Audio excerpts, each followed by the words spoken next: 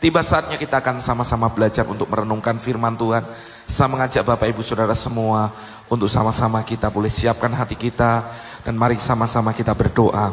Tuhan, kami bersyukur, kami minta roh hikmat, wahyu, pengertian turun atas kami. Membuka mata dan telinga rohani kami. Sehingga kami mengerti apa yang menjadi pesan Tuhan buat setiap kami.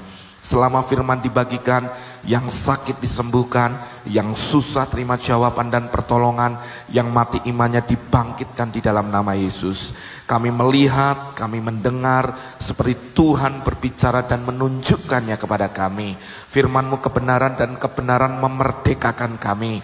Dan kami percaya hidup kami berubah, hidup kami diberkati, dan setiap kami boleh mengalami hal yang dahsyat daripada Tuhan. Terima kasih Tuhan, urapan-Mu mengalir bagi kami. Dan kami percaya hari ini ada sesuatu yang luar biasa yang Allah kerjakan bagi kami. Demi nama Yesus kami berdoa, kami mengucap syukur. Haleluya, amin. Hari ini renungan firman Tuhan saya beri judul yaitu Daud dan Mefiboset. Kesetiaan, perjanjian, dan kebaikan Tuhan. Kesetiaan, perjanjian, dan kebaikan Tuhan. Mari kita buka firman Tuhan di dalam 2 Samuel 9 ayat 1 sampai yang keempat. Saudara renungkan ini, saudara baca ini, perhatikan di ayat pertama dimulai dengan kata gini. Kalimat berkatalah Daud, masih adakah orang yang tinggal dari keluarga Saul? Maka aku akan menunjukkan kasihku kepadanya oleh karena Yonatan. Perhatikan ayat yang pertama ini. Daud bertanya, masih adakah keturunan keluarga Saul? Tuhan lewat Daud ingin menunjukkan kasihnya, kebaikannya, kesetiaannya. Karena dia pernah mengikrarkan akan perjanjian terhadap Yonatan. Nah saudara, ini penting, kenapa? Dari hal yang pertama kita belajar tentang yang namanya kuasa kesetiaan. Orang yang setia akan dipercaya Tuhan dalam hal-hal yang besar. Saudara renungkan hal yang sederhana. Daud ini adalah pribadi yang memegang perjanjian. Saudara, di dalam 1 Samuel 23 ayat yang ke-18 dikatakan, kemudian kedua orang itu, siapa? Daud dan Yonatan, mengikat perjanjian di hadapan Tuhan. Dan Daud tinggal di Koresa, tetapi Yonatan pulang ke rumahnya. Saudara, dalam perjanjian lama biasanya kalau ada seorang raja diangkat, maka dia akan cari keturunan dari raja yang lama, keluarga yang lama. Untuk apa? Bukan untuk dinyatakan kebaikan, tapi untuk dibantai semua. Supaya apa? Tidak terjadi kudeta. Tidak terjadi pengumpulan massa lagi, kekuatan, sehingga ingin menggulingkan pemerintahan yang ada. Tapi Daud berbeda saudara. Daud ini pernah mengikat janji dengan Yonatan. Daud pernah melakukan di mana dia mengangkat sebuah komitmen, sebuah sumpah terhadap Yonatan. Saudara, ini hal yang penting untuk kita belajar dalam hidup kita. Saudara, Tuhan adalah Tuhan yang menghargai akan perjanjian atau ikat janji. Nah, kita mau belajar dari kisah ini, bagaimana Daud dengan hati yang besar, dia bertanya, masih adakah keluarga Saul?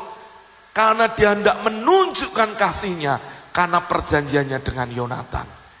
Saudara, ini sesuatu yang luar biasa.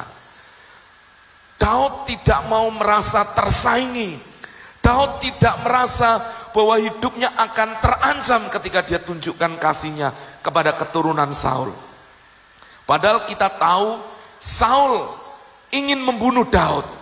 Saul mengejar-mengejar Daud, bahkan sudah beberapa kali dikejar. Tetapi Daud tetap menunjukkan sebuah perjanjiannya. Dia pegang perjanjiannya. Dia tunjukkan kesetiaannya. Nah saudara, kalau kita bisa belajar untuk memegang kesetiaan, memegang perjanjian, bahkan kita menggenapinya, padahal pribadi Saul dan Yonatan sudah tidak ada lagi, mereka sudah mati, tapi Daud tetap pegang itu. ini membuktikan bahwa orang yang setia, nanti saudara bisa lihat ujungnya. Orang-orang yang setia adalah orang yang akan dikokohkan kerajaannya. Orang yang setia adalah orang yang akan mendapatkan sebuah juga berkat dalam hidupnya untuk dirinya juga keturunannya. Saudara, kita bisa melihat bahwa dalam pemerintahan Daudlah kerajaan Israel menjadi jaya dan dikenal oleh banyak bangsa. Bahkan sampai detik ini saudara, kalau saudara ke Israel, orang Yahudi merindukan kejayaan Israel seperti pada zaman Daud. Mereka merindukan sebuah pemimpin yang seperti Daud. Saudara, ini luar biasa. Hari-hari ini yang namanya perjanjian mudah dikhianati. Suami istri sudah berjanji di altar Tuhan, mudah dihancurkan. Mudah hari ini perjanjian itu sepertinya dibatalkan. Padahal ketika seseorang memegang janjinya adalah orang yang akan menuai berkat Tuhan dalam hidup mereka. Tapi hari ini pernikahan menjadi sesuatu yang tidak ada sesuatu nilainya. Kenapa? Karena mereka memutuskan perjanjian. Padahal ketika mereka mengucapkan janji di altar Tuhan jelas, aku berjanji menerima engkau bahkan sampai kematian memisahkan. Tapi yang terjadi belum sampai mati, banyak orang sudah bercerai. Hari ini nilai kesetiaan untuk memegang sebuah perjanjian sudah mulai luntur. Gereja Tuhan, saya mau berkata, engkaulah gereja Tuhan. Saat engkau memegang kesetiaan, sesungguhnya di sana ada berkat Tuhan yang Tuhan curahkan dalam hidupmu. Kata kesetiaan dalam bahasa Inggris dipakai kata faithfulness. Orang yang punya hati yang mau tetap belajar setia sekalipun itu sepertinya merugikan dia. Dia tetap memegang itu. Karena orang yang punya hati yang seperti ini, orang ini juga yang akan diangkat hidupnya oleh Tuhan. Maka saya berdoa Bapak Ibu boleh didapati punya hati yang setia seperti Daud ini. Daud bertanya, masih adakah keturunan Saul? Sebenarnya untuk Daud melupakan hal yang wajar, tapi Daud tetap pegang ikat janjinya. Dia setia dan tunjukkan. Nah, keturunan dari Saul ini adalah Mephiboset. Saudara, ini menunjukkan betapa Daud mau mengangkat daripada keluarga Saul ini. Maka yang pertama saya mengajak kita setia dalam perjanjian. Waktu engkau didapati setia, sesungguhnya engkau akan mendapatkan berkat Tuhan yang luar biasa, baik untuk hidupmu maupun keturunanmu. Saudara, ada banyak orang yang hari ini tidak setia. Dia tidak lagi setia dengan bapak rohaninya. Dia tidak setia dengan persahabatannya. Kenapa? Karena dia merasa dirugikan atau dia merugikan. Saudara, mari tinggallah dalam sebuah ikat janji. Saudara, kalau engkau setia, Tuhan itu memperhitungkan hal itu di dalam hidupmu. Ulangan 7 ayat yang ke-9 dikatakan, sebab itu haruslah kau ketahui bahwa Tuhan Allahmu, dialah Allah yang setia. Saudara, salah satu sifat Allah adalah setia. Yang memegang perjanjian dan kasih setianya terhadap orang yang kasih kepadanya dan berpegang pada perintahnya sampai kepada beribu-ribu keturunan. Perhatikan ini. Kalau ada orang yang setia, karena sifat Tuhan sendiri setia, dia berjanji, dia menawarkan sebuah perjanjian, engkau setia, maka ketika kita sebagai manusia, sebagai umatnya, kita setia juga dalam perintahnya, dalam kebenarannya, dalam firman-Nya. Saudara perhatikan, Tuhan akan menunjukkan kasih setianya terhadap orang yang setia itu, bahkan sampai kepada beribu-ribu keturunan. Berarti seperti ini saudara, saat engkau didapati setia, Tuhan itu akan menyatakan kemurahannya, kebaikannya dalam hidupmu maupun anak-anakmu dan keturunanmu. Mari belajar setia, saudara. Setia di mana Tuhan tempatkan engkau, di dalam pelayananmu, belajar setia. Seperti Daud, setia memegang ikat janjinya.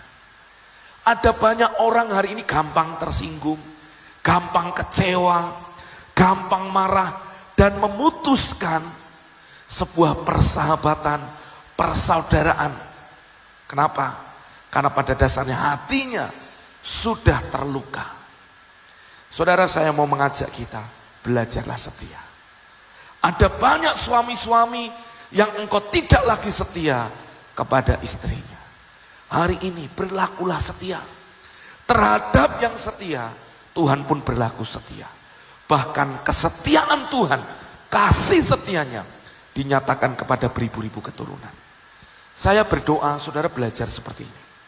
Dan jelaslah ketika Daud setia memegang ikat janjinya dengan Tuhan. Saudara melihat, Daud itu mendapat sebutan dari Tuhan, a man after my own heart. Orang yang berkenan di hatiku. Bukan karena Daud tidak pernah salah, Daud pernah salah. Tapi Daud setia. Ketika dia salah, dia tetap kembali kepada Tuhan. Dan ujungnya saudara lihat, semua ikat janjinya selalu kepada Tuhan itu yang diperhitungkan kepada anak-anaknya, kepada Salomo dan keturunannya. Oleh karena ikat janjiku kepada Daud hambaku. Nah, saudara, orang yang setia itu keturunannya pun diberkati Tuhan. Maka saya berdoa, biarkan kita menjadi orang yang setia.